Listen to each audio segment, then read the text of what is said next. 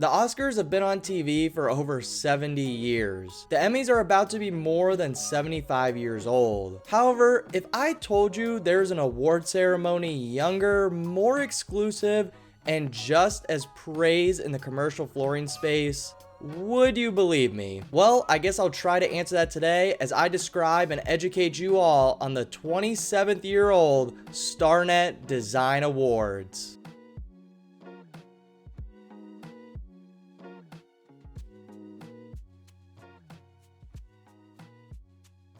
So yes, I understand comparing the Oscars to the Starnet Design Awards is a little goofy, but you have to understand, the Starnet Design Awards in the commercial flooring space is praised by a lot of people. There's several press releases that come out after the event. It's a big deal to even be a part of Starnet, let alone win the Starnet Design Awards in a specific category. There's just a lot of different prizes and factors that go into this award that have made it so amazing for 27 years. Plus, anything that's on the brink of being 30 has to be doing something right. So overall in this video, I just want to educate everyone on how the Starnet Design Awards even made it to year 27, and what they're doing to evolve year over year. Overall, the Design Awards are also partnered with our Dream Team event, which again, get your entries in for that. But it's also encompassed with our annual membership meeting, which takes place the entire weekend. So yes, the Design Awards and the Dream Team Award are great things to win. However, I think the overall weekend at the membership meeting brings a lot of different people together for one of the best networking events in the country. So it's a great time to celebrate and grow yourself as a person and, well, grow your entire business. But before we go any further, how exactly do you enter one of the biggest commercial flooring events of the year? Well, for starters, you have to be a member of Starnet, with the first step simply being logging in as a member to Starnet. So throughout the year as a Starnet member, obviously they're doing a lot of different jobs and projects. I think that's pretty self-explanatory. And then as they fall into different categories, you can start submitting them in the Design Awards. Because technically the entryway never really closes, but there is a cutoff date, like this year it's January 15th. So if you want a project in for the 2025 show, it has to be in by that date. And then you have to submit photos, which ideally the better quality of photos, the better you'll do.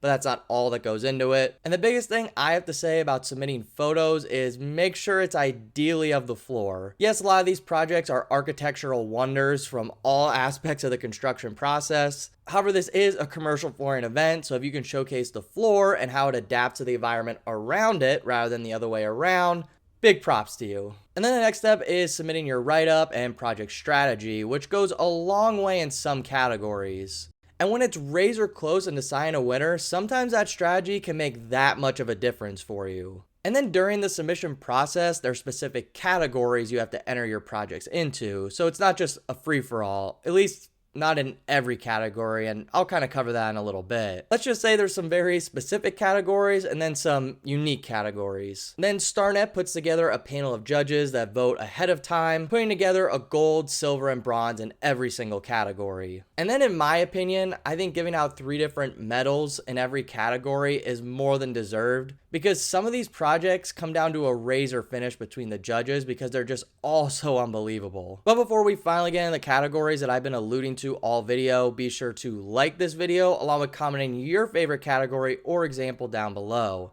Also check out our other socials where I've been highlighting a lot of data from past design awards and giving some cool examples. But now, without further ado, let's get into the categories.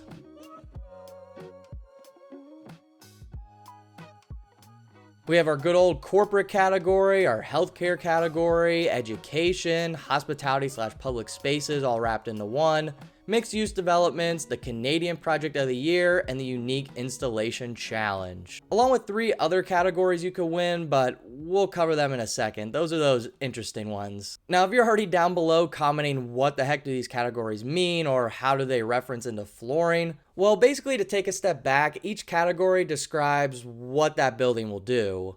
So a really good example is a hospital or a doctor's clinic or something like that. That would fall into healthcare.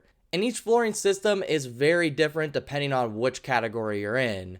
For example, an office space, which falls into corporate, wouldn't really have a hospital flooring. Because some of you might not know this, but each space requires some very different levels of precision. And when picking design awards, I mean a corporate style compared to a healthcare style is going to be very different. It's almost impossible to compare some of the categories. Now that's not all the time. Some categories can slip into others and vice versa. But the biggest thing for me to really point out to all of you is the materials used. Obviously, when you think of a generic hospital walkway, you don't really think it's the same materials used in a corporate call center or something like that. And that's very true. There might be a little crossover, but it's really hard to compare them in an award setting. So that's why some of these categories are the way they are. But then to circle back to some of our interesting awards, which are some of my favorite, there's obviously the overall grand prize winner, which anyone can win, obviously. There's a single source interior contractor, which I think is a very interesting award, which we'll obviously cover. And then we have our Rob Starr's People's Choice Award, which again, anyone can win the gold, silver, and bronze in that category. And like a lot of these awards, or like I feel like I've been saying a lot in this video, I guess I'll find out in the editing process, but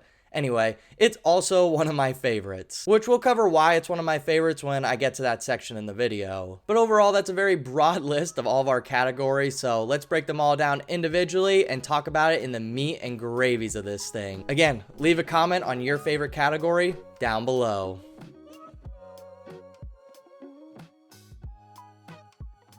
So to really simplify the corporate category here at the Design Awards, think of any office space within that corporate world. This could be conference rooms, areas where you have your cubicles. I don't even know if a lot of buildings even have cubicles anymore. Your lobbies and the whole nine when it comes to this category. Just think of your stereotypical office building and there you go, that's the corporate category. However, I think when most people think of office spaces, they don't think of anything fun. They think of pretty boring spaces. And that's where I think this category really shines, because designers nowadays are taking that concept and really running with it. A great example is from 2019, the Architectural Flooring Resource Incorporated created the Interpublic Group Global Headquarters, which has some super interesting designs and colors that all align with the layout around it, which kind of aligns with what I said earlier in the video. The floor has to be the star, especially to win at the Design Awards. However, it has to align with everything around it, which could take months to years of planning. But back to the design piece of it, I think a lot of designers are taking that broad concept and making it into really unique and fun spaces to where people can be pretty productive. And I'm excited to see how the corporate space continues to evolve.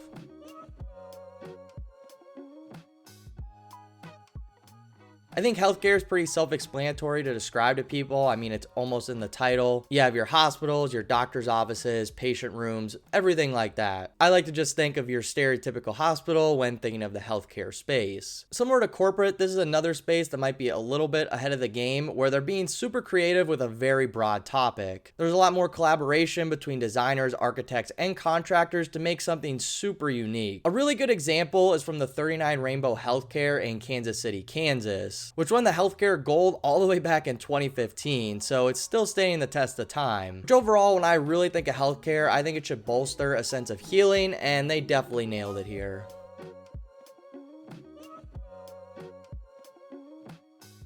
So when we're talking about education, we're normally talking about K through 12 schools and then your higher ed buildings. The best part about this division for me in the commercial flooring space is usually there's two main ideas when going into creation. How can we help the kids in this situation? And then how can we make it the most innovative and awesome learning environment possible? One of my absolute favorite projects was done in 2020. There's a lot of unique flooring patterns with a lot of attention to the colors and the environment around it, which like I've said isn't always the main priority, because I've already harped on this issue throughout this video, but you really could put down the best flooring, but if the environment doesn't go with it, you're just gonna have a floor care nightmare on your hands. But this project was really fun to go back and look at and is a great example for the education field. It really shows off the creativity behind it, which I always love, and then it really showcases that learning environment, which is what this category is all about.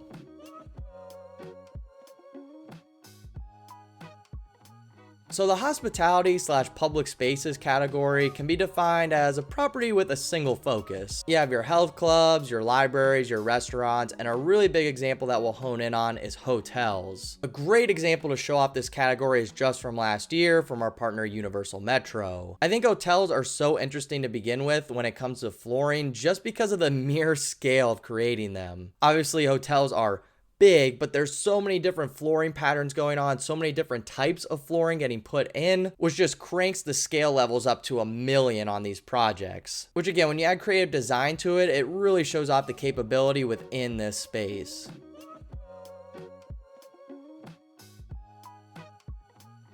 So, as the name suggests, mixed-use spaces obviously has multiple uses. So basically there needs to be a minimum of 2 different facilities under the same roof. Like in the 2023 winner, 331 Pine Street in Jersey City. Shout out to my Jersey watchers, go check it out because this design is amazing. But as you can see, it's a pretty unique design through and through. A lot of use of different products. It's very innovative for the time and has a lot of practical uses.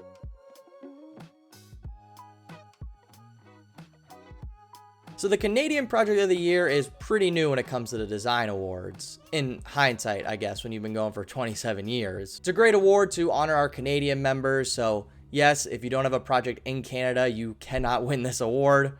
Sorry for everyone who wants to sweep every single award, but can't do it unless you're in Canada. This is also unique because it could be submitted in anything, so you could technically win healthcare and the Canadian Project of the Year. So you technically could submit in healthcare and win healthcare and the Canadian Project of the Year. If there's a lot of Canadian projects, you could win healthcare and then maybe not even win Canadian Project of the Year.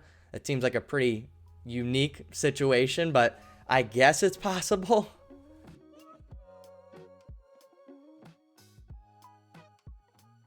Now this award is just so much fun and easily my favorite. Probably why I saved it for the near end of the video. Unique installation is just very, very different when it comes to all the other categories. We actually get a judge specifically for this category. In summary, design awards are about the design. So a lot of the judges come from a design background, which is great. But in this category, a huge factor, I would argue the main factor, is the level of difficulty put into it. So that's where those write-ups/strategies really come into play. So essentially, the more unique and difficult the project is, the more likely you'll win this award. I mean, I guess technically the title of the award is Unique Installation Challenge, so has to be pretty challenging. But from my frame of mind, if you're creating something super unique, it's going to be challenging in some way or another. So we get some really creative projects in this space, and every year it's just a razor close finish to who gets gold, who gets silver, and who gets bronze. Again, I love all the categories, but unique installation is just so much fun to witness.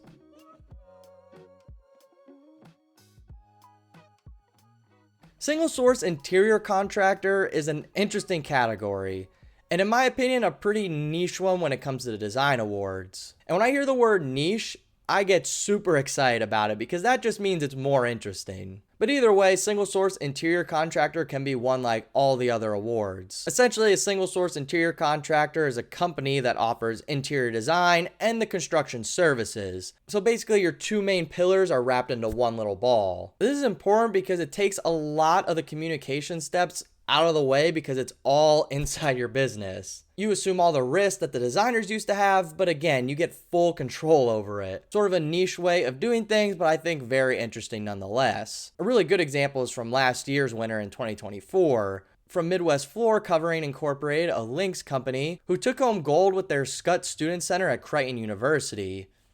Go Blue Jays. They originally submitted for education, obviously, but won it for single source. They even won the silver in the next and final category we're talking about.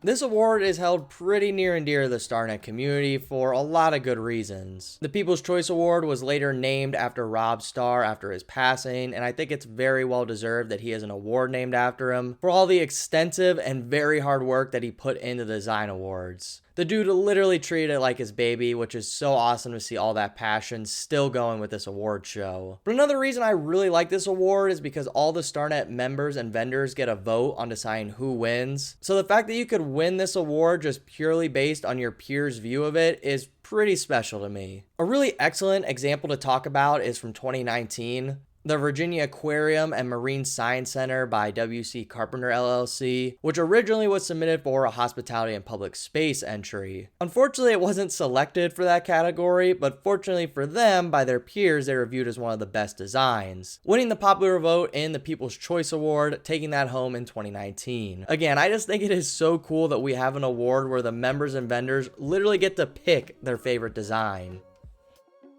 And just like that, that's all we got for the Starnet Design Awards. To be honest, I could really go on for hours and hours, but even if you really love commercial flooring, I don't think you'd like that. Also, as you might have picked up on throughout the video, you can win multiple awards here. We've had entries that won silver in one category, gold in another. Obviously, in some of those unique categories, people have entered in a totally different field and then won that unique category instead. So there's a lot of different things that can happen, which makes the award show even more entertaining. So if you're a Starnet member, why not fill out the form and enter some of your best projects from the year? Because we are going to make the 27th Starnet Design Awards absolutely incredible this year. But if you enjoyed this video or you are psyched like I am for the Starnet Design Awards, be sure to smash that like button, and I really hope to see you all subscribe to the channel. But for now, don't forget to leave that comment on your favorite Starnet Design Award category, or just comment if you're attending the event. That way I know to say what's up when I see you there. But for now, I will see you all next time.